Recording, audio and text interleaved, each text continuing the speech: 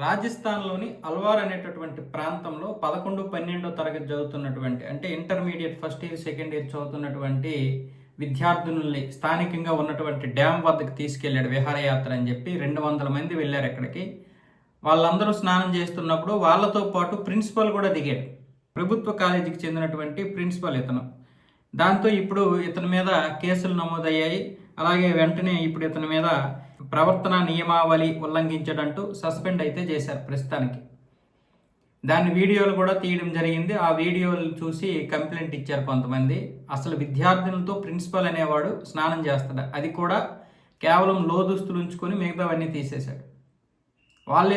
పిల్లలు ఏమొచ్చేసి దుస్తులతోనే, యూనిఫామ్తోనే స్నానం చేస్తే వీడేమొచ్చేసి దుస్తులు తీసేసి ఓన్లీ అండర్వేర్తో మాత్రమే స్నానం చేశాడు. ఎంత వెధవలు తయారవుతున్నారో అసలు ఏంటో అర్థం కాదు.